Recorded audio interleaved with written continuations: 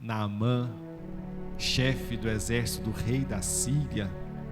Ele era um homem respeitado diante do seu senhor, um homem de grande valia diante do rei da Síria, né? Ele era o capitão-chefe daquele exército. E por intermédio de Naamã, a Bíblia vai dizer que aquele exército tinha ganhado muitas guerras, muitas batalhas, por intermédio deste homem. Ou seja, ele era muito valoroso para o rei da Síria. Era um homem de guerra, um homem valente, um homem de peleja. E a Bíblia vai nos dizer que, ao decorrer da história, eles atacam a cidade em Jerusalém, lá em Israel, e levam cativo uma menina daquela cidade. E agora aquela menina, ela começa a ser serva de Naamã naquela casa. E ela era de uma menina israelita, uma menina que conhecia o Deus de Israel, uma menina que conhecia aquilo que Deus fazia. Nisso, essa palavra vai nos entender que não importa o cenário que você esteja, né? Aquela menina, ela vendo o cenário de Naamã, vendo a situação de Naamã, ela falou a palavra para a mulher de Naamã. Se ele soubesse, lá em Israel tem um profeta, tem um homem de Deus lá que ele poderia sarar aquela enfermidade, aquela mal de Naamã. A Bíblia vai nos dizer rapidamente que logo aquela mulher, ela fala para Naamã, e Naamã, sem perder tempo, já entende a mensagem e vai atrás do propósito que Deus, no caso, colocou no coração de Naamã. Ele vai atrás do rei, então ele vai ao rei dele e pede autorização para o rei, uma carta escrita para mandar para o rei de Israel, acerca que ele iria lá para ser curado dessa lepra, né? Há alguns detalhes aqui que eu entendo da mensagem, né? Quando Jesus fala essa palavra ao nosso coração, essa menina, ela poderia muito bem ficar em silêncio. Essa menina, muitas das vezes, poderia ficar calada diante do cenário que ela vivia, ficar simplesmente com ódio, com raiva no coração. E essa menina nos ensina uma lição tão grande acerca disso, né? Todo mundo que prega essa palavra sempre usa essa atenção para essa menina. Assim como aquela menina foi, o nosso coração tem de ser dessa forma. Aquela menina poderia ter 1000 motivos para querer a morte daquela família, a morte daquela nação, aquele povo, porque ela foi tirada da tua família. A Bíblia não fala a idade daquela menina, mas era uma menina. Então aquela menina, ela foi tirada à força do meio dos seus parentes, no meio da sua família, do seu pai e da mãe, e foi levada a cativeiro para ser serva de um homem e de uma mulher que ela mal conhecia. Mas mesmo assim, ela vendo a necessidade daquele casal, ela apresenta a solução para aquele casal sem nenhuma amargura de alma. Trazendo para o nosso dia, a gente também, como igreja do Senhor Jesus, a gente não pode ter mágoa de ninguém. A Bíblia fala: perdoai 70 vezes 7. Não importa quem te feriu, quem te perseguiu, quem te maltratou, quem falou mal de você. A gente tem de ter um coração igual o coração dessa menina, que ela não irou, ela não pôs para fora aquilo que talvez ela tinha guardado, igual muita gente guarda. Quando a gente vai observar, tem muita gente que guarda rancor pequenininho, coisa simples, que ao longo do decorrer da história, aquele rancorzinho vai tirando a sensibilidade espiritual daquela pessoa, a pessoa nem percebe, ao ponto dela ficar cega espiritualmente e não ver mais nada por causa de uma pequena coisinha. Não deixa as coisas pequenas atrapalhar o teu ministério, a tua vida, porque muitas das vezes uma feridinha, ela pode te matar espiritualmente. E a gente não pode, como igreja do Senhor Jesus, deixar essas feridinhas que acontecem no nosso cotidiano, deixar essas feridas nos paralisar ministerialmente, paralisar nossa fé, paralisar nosso amor com o Senhor Jesus. E o que me chama a atenção naquela menina é que ela amou. Se não fosse amor, não tem outra explicação aqui. Aquela menina amou aquele casal, amou Naamã, ao ponto de falar Naamã para a mulher de Naamã: Naamã, existe uma cura para você. Existe algo para você naquele lugar que pode resolver o seu problema. Porque à vista de todo mundo, Naamã, ele era um homem valoroso, um homem imponente, um homem de valor, de autoridade. Mas quando ela chegava em casa e tirava as roupas, ele era leproso, uma lepra a qual, se fosse na cidade de Israel, ele ia ser expulso da cidade, porque na cidade os leprosos ficavam no leprosário, longe da cidade, em cavernas, em escondida, porque era considerado maldito. Mas para aquela nação até não. Era uma nação que não tinha visto essa visão de uma pessoa leprosa ser maldita. Por isso que ele estava sendo chefe daquele lugar. Então nisso eu entendo que nós, como igreja do Senhor Jesus, temos de anunciar que Jesus salva, cura, liberta e leva para o céu para os nossos inimigos. Temos de falar desse amor, dessa graça, dessa misericórdia para todas as pessoas, independentemente de quem seja. É claro que a gente tem que ter a visão de que a gente não pode dar pérolas para o porco, porque eles vão pisar. A gente vai entender que o evangelho não é uma banana, uma maçã que vende na feira e fica lá bem, não. O evangelho é pedras preciosas, é algo de valor. Então a gente tem de anunciar, e se a pessoa não quiser, amém, glória a Deus, não fique insistindo não, deixa a pessoa seguir seu rumo. Mas quando você lança a mensagem, lança a semente, e essa pessoa aceita, no coração daquela pessoa começa a produzir algo diferente, assim como produziu no coração de Naamã. Naamã creu. Naamã, ele reuniu os seus exércitos, reuniu ouro, prata, predas, reuniu muita coisa ali e levou para o povo de Israel para falar, opa, e lá eles vão me curar, então eu vou oferecer algo para eles também, né? Ou seja, ele já creu ali de uma forma diferente. Então, fazendo um resumo rápido, aquela menina, ela não teve um coração mau, mas ela teve um coração bom. Assim, eu e você, na presença do Pai, temos de ter um coração bom, porque o coração bom agrada ao Senhor Jesus, né? Tira todo rancor, toda amargura de alma, tudo aquilo que foi lançado e você guardou, tira tudo do seu coração, perdoa, ame igual aquela mulher amou, aquela menina amou. Então, mesmo sendo serva, ela pregou a palavra de Deus. Mesmo ela sendo serva, ela pregou a salvação para aquela casa, né? A cura para aquela família. Então Naamã pediu autorização para o rei. Nisso eu entendo que, mesmo Naamã sendo de um povo diferente do povo de Deus, Naamã tinha o temor de pedir autorização. Nisso eu entendo que nós que estamos debaixo de alguma autoridade, tudo que a gente for fazer, a gente também tem de pedir autorização. Porque sem autorização, irmãos, fica feio. Muitas das vezes as pessoas fazem as coisas sem autorização de ninguém. E no mundo espiritual existe um peso tão grande nisso. O rei aqui autorizou, escreveu carta e deu carta para Naamã para ir para outra nação. Imagina se ele fosse sem autorização do rei e o rei ficasse sabendo, ia dar ruim. Então nisso eu entendo uma visão espiritual, que a gente, quando é servo e está debaixo de uma autoridade, a gente sempre tem de deixar claras as nossas intenções, as nossas ações, pedir autorização para fazer tal coisa. Muitas das vezes as pessoas que não fazem isso, ela leva uma carga espiritual muito grande, né, na vida delas. Então a Bíblia vai dizer que aquele homem pede autorização do rei e vai para Israel. Chegando lá, o rei, aquela carta, o rei fica tão irado, ele fala, sou eu Deus por acaso para curar esse homem? Olha para você ver um Deus que aquele homem servia, ele ficou indignado. O rei de Israel conhecia o Deus de Israel, conhecia os milagres, os prodígios, as maravilhas, mas ele falou, sou eu por acaso Deus? E rasgou as suas vestes, ficou com medo. A gente vai ter guerra aqui, porque ele vai vir aqui e não vai encontrar cura. Olha pra você ver o mistério aqui.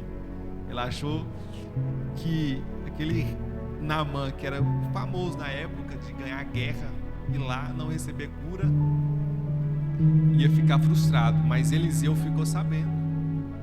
O homem de Deus ficou sabendo daquele cenário, daquela situação. E ele, sabendo daquela situação, já lançou a palavra. Eliseu, homem de Deus, ele fala assim: deixar vir a mim e saberá que há profeta em Israel. Deixar vir a mim e saberá que há Deus em Israel, há profeta. Então nisso a gente entendemos que o que adora a Deus verdadeiramente, ele não teme as adversidades, ele não teme as lutas, ele não teme os desertos. Aquele que adora a Deus pode vir o que vier, ele está firmado, e a fé dele está firmada na rocha que se chama Jesus Cristo de Nazaré. Se fosse uma pessoa que está na igreja, mas não está com o pé firmado em crendo em Jesus Cristo, qualquer coisa vai abalar, qualquer coisa vai tirar do foco, qualquer coisa a pessoa vai indignar, porque ela entende que ela vai resolver da força dela. Mas o Evangelho não é a nossa força, o Evangelho não é aquilo que nós queremos, aquilo que nós fazemos. O Evangelho é na força de Jesus, na vontade de Jesus, do propósito, do querer de Jesus. O Evangelho, quando a gente está trilhando o Evangelho, a gente tem de colocar no nosso coração, na nossa consciência, que é Ele quem faz, é Ele quem opera, é Ele que liberta, é Ele que transforma, é Ele que cura, é Ele que sara. A gente só somos porta-voz das promessas, somos porta-voz das curas, dos milagres, das transformações. E muitas das vezes tem pessoas frustradas no ministério, porque acham que é da mão, da força dele, do propósito dele, mas não é. Isso eu entendo é que Deus é quem faz, Deus é quem opera. Não é na força do nosso braço, não é do jeito que nós achamos, porque a partir do momento que a gente coloca a nossa confiança em Deus, tudo muda, há uma chave no nosso coração que muda, porque a nossa confiança em Deus, ela nos leva em outro nível espiritual, porque a gente entende todo momento da nossa vida, da nossa trajetória, que existe um Deus que está olhando para nós, olhando as nossas lutas, olhando tudo ao nosso redor e está no controle de todas as coisas. O salmista vai dizer: olharei para o alto, de onde vem meu socorro vem do Senhor que fez o céu e a terra. A confiança do crente é Deus, e o crente sem confiança, ele se desespera, ele rasga as suas vestes, ele fica louco quando vê uma situação adversa. Mas o crente que está firmado em Jesus, os pés firmados na rocha, vai falar igual Eliseu, homem de Deus: deixar vir a mim, saberá que há profeta em Israel. Será que a gente está preparado para lançar essas palavras diante da adversidade? Diante de uma situação difícil? Vem um endemoniado para a gente libertar, você vai sair correndo ou vai falar: peraí, saberá que aqui há profeta em nome de Jesus, está amarrado, vai sair em nome de Jesus? Ou a gente vai simplesmente olhar para trás e vazar fora? Não é para mim não, sai fora. Então nesse cenário que a gente vê aqui, nessa palavra, que eu estou sendo palavra bem leve, bem descontraída, para os irmãos entenderem, nesse cenário aqui, aquele rei, se ele fosse um rei que tivesse no propósito de Deus, na vontade de Deus, ele ia falar igual Eliseu, mas como ele estava fora do propósito de Deus, ele ficou indignado, rasgou as vestes e gritou: sou eu por acaso Deus para curar esse leproso? Então Naamã chegou lá, foi na casa de Eliseu. Todos nós conhecemos a história. Eliseu nem vai atender aquele Naamã, ou seja, para Deus não importa. Simplesmente Deus usa de estratégia que a gente não entende. Simplesmente ele era valioso para o homem, mas para Deus ele era um servo como eu e você, porque para Deus não há status. Ou seja, aquele homem, Eliseu, agora manda um dos seus servos falar com ele, e aquele servo já lança a notícia: ó, seu Naamã, vai no Rio Jordão e mergulha 7 vezes lá no rio que você vai ser purificado. Se fosse você, você iria, irmã Elaine? Se alguém chegasse, não sei, e falasse dessa forma, você toda cheia de lepra, doido para ser curado, aí alguém nem te recebe direito, manda um serviçal ir lá servir e falar assim: ó, Elaine, o tal do Eliseu ali mandou você ir lá naquele rio mais sujo ali, mergulhar 7 vezes lá. Você iria? Você iria, pastor Estevão? Mas Naamã não queria ir, não. Tinha um orgulhinho dentro dele ali, né?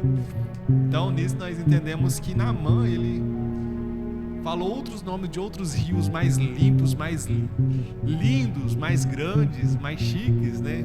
Fora de Israel. E logo o Rio Jordão, que era um rio sujo, de água suja. Olha para você ver. Porque a Bíblia vai dizer, os historiadores vai dizer que o Rio Jordão, ele vinha de muitas quedas de águas. E nessas quedas, eles iam sujando o rio. E o Rio Jordão era um rio de águas turvas, uma água suja. Então nisso, ele olha para o rio e vê o rio sujo e vê outros rios de águas cristalinas. Nisso eu entendo que Deus, ele não trabalha da forma que nós queremos e jamais vai trabalhar da forma que nós queremos. Porque para Naamã, ali ele queria que o homem de Deus fosse até ele, colocasse a mão, orasse e ele já ia se purificar. Na nossa trajetória cristã, a gente muitas das vezes quer algo e quer muito daquela forma, mas Deus tem outra forma totalmente diferente para nos apresentar a solução, que aos olhos naturais você fala, nossa, daquele jeito não vai dar certo, não, eu quero desse jeito aqui. E para Naamã não foi diferente. No coração dele, ele olha, eu achei que ele ia vir colocar a mão em mim e eu ia ser purificado, ia ser curado, ia ser transformado, mas foi do propósito e da vontade de Deus. Nisso a gente como cristão, a gente tem de entender que é do propósito e da vontade de Deus na nossa vida. Muitas das vezes a gente leva uma vida errada, mas estando na presença do Senhor Jesus, a gente quer que aquilo lhe mude de alguma forma, mas se a gente está firmado em Jesus, se a gente está buscando a Jesus e está indo por aquele caminho, é Deus que quer. É o propósito de Deus para nós. É necessário passar do jeito que Deus quer que a gente passe. Porque o trabalhar de Deus no coração do crente, no decorrer da sua trajetória, é uma provação que a gente não entende, é algo que a gente nunca vai entender.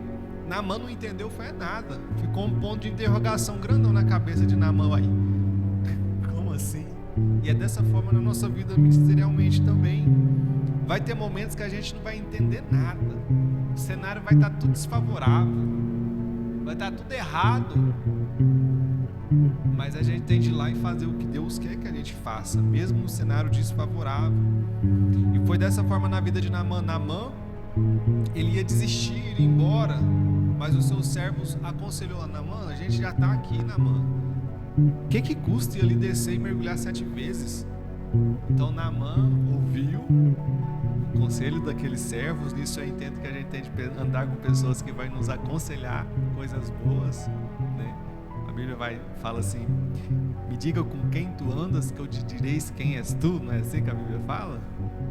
Cuidado com as suas companhias, cuidado com as pessoas que estão do seu lado, cuidado com as pessoas que você coloca na sua casa, para que essas pessoas não podem te afastar da presença, mas essas pessoas que você coloca dentro da sua casa têm de aconselhar você a ir para os pés do Senhor Jesus.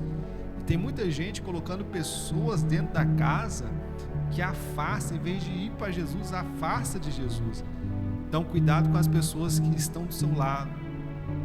Ande com pessoas que te aproximam de Jesus, te aproximam da cruz, te aproximam do arrependimento, te aproximam da palavra. Porque o que tem de gente tirando gente de dentro da igreja não está escrito. Pessoas que se aproximam de pessoas crentes e começam a falar na cabeça tudo aquilo que não provém, tudo aquilo que é do mundo, tudo aquilo que é do prazer, tudo mais. A pessoa muitas das vezes cede aquelas vontades e afasta do propósito de Jesus, do caminho de Jesus. Então nessa noite, que a gente vem andar com pessoas que nos incentivam a cumprir a vontade de Deus na nossa vida. E foi aquele caso dos amigos de Naamã, os servos de Naamã. Eles incentivaram Naamã a cumprir a ordem do profeta. O que custa, Naamã? Nós já está aqui. E Naamã foi para o Rio Jordão, mergulhou 7 vezes, saiu purificado. 7 é o número da perfeição. Muitas das vezes, o propósito de eu trabalhar, muitas das vezes você vai 1, 2, 3 e nada, mas uma hora vai acontecer, né? Esse é o propósito. A Bíblia vai nos dizer que Naamã mergulhou uma nada, ficou com a ponta de interrogação aí. 2, 3, 4, 5, 6, já estou aqui mesmo, 7, saiu purificado. Então isso eu entendo que a nossa prova aqui na terra, muitas das vezes, vai ser 1, 2, 3, 4, 5, até o dia que eu me levantar e Deus abençoar. Assim como foi Naamã. Naamã, ele saiu dali purificado, totalmente igual a pele de uma criança, sem lepra nenhuma, sem mancha nenhuma. Isso eu entendo que a lepra também, trazendo para o lado espiritual, é o pecado. E aquele ato de Naamã descer, ele foi purificado da sua lepra. E quando a gente tem pecado, a purificação é descer nos pés do Senhor Jesus, é buscar o Senhor Jesus, para que a gente possa alcançar a libertação daquilo que nos atrapalha de servir a Jesus, né? E a gente só alcança isso com atitudes fiéis, firmes e verdadeiras. É a atitude de descer na olaria, descer na oração, no jejum, na santificação, na comunhão. Atitudes de descer, igual ele teve a atitude de descer, proporcionou para ele a atitude de descer para aquele rio, mergulhar, trouxe para ele a libertação que ele necessitava, trazendo para o lado espiritual nossa vida cristã aqui nessa terra. É impossível a gente alcançar as bênçãos espirituais que Deus tem para a gente se a gente não descer, se a gente não mergulhar na presença do Pai, se a gente não buscar esse Deus maravilhoso, a gente jamais vai conseguir a libertação, a cura, a transformação necessária que Deus espera de mim e de você. Não é de uma vez por outra, é um processo. Assim como foi o processo de Naamã, não foi só um mergulho, foi 7 mergulhos. Esse 7 mergulho é o processo da vida do crente, que ele vai mergulhar, vai descer, vai chorar até ao ponto de ser perfeito na presença do Senhor. Não é de um dia para o outro. O processo da regeneração na vida do ser humano é um processo que vai muito tempo. Por isso que muitas das vezes pessoas vêm para a igreja e está ainda no processo, e a gente julga o processo do irmão. Mas ele está no processo, está lutando, está buscando. Por isso a nossa missão não é julgar, não é apontar. A nossa missão é orar por ele, é ajudar ele, é lançar palavras para o coração dele, palavras que vai fortalecer. A igreja tem um papel de abraçar e cuidar. Ela não tem um papel de espantar. E o que temos hoje na falsa religião, na religiosidade, é pessoas que, em vez de abraçar e cuidar, qualquer vacilinho que a pessoa der já é motivo de escândalo, de expulsar para fora. Cadê o perdoar 70 vezes 7? Quem somos nós? Nós não somos nada para julgar. Quem tem o poder de julgar é Jesus, é o justo juiz. O propósito nosso é orar e ajudar o máximo possível, não desistir daquela alma, daquela vida, né? Uma hora a vitória chega, igual chegou na vida de Naamã. Não desista. Muitas das vezes a gente luta, batalha, peleja, corre atrás e a vitória não chega, mas uma hora a vitória vai chegar. Não desista do propósito que Deus tem para a tua vida.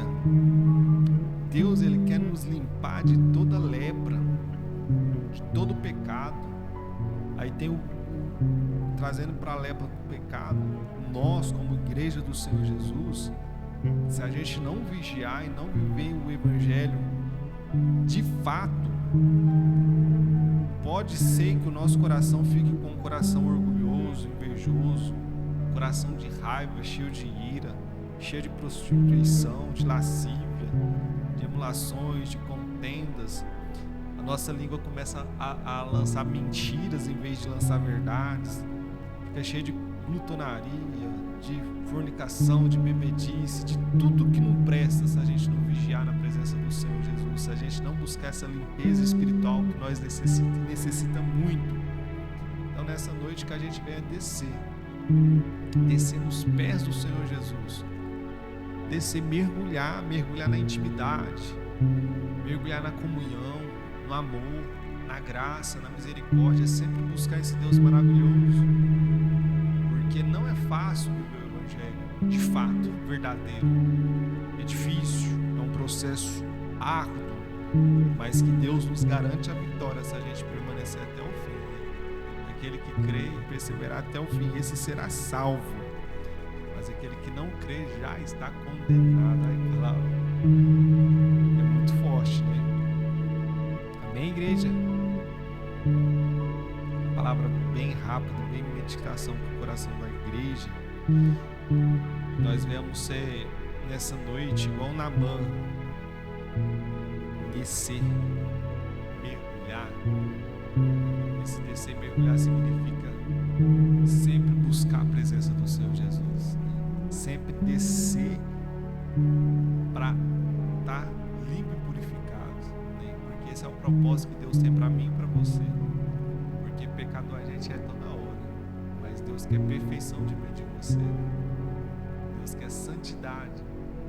A Bíblia vai nos apresentar os santos de duas formas: perfeito e santo. Essa é a forma que Deus quer nos enxergar. Mas para buscar essa perfeição, essa santificação, é buscar, é descer, é orar, é jejuar, é estar no pé do Senhor Jesus, é buscando essa limpeza diária no nosso coração, na nossa vida, para que possamos alcançar as misericórdias e as bênçãos do Senhor. Amém? Obrigado por chegar até aqui. Curta, comentem e compartilhem.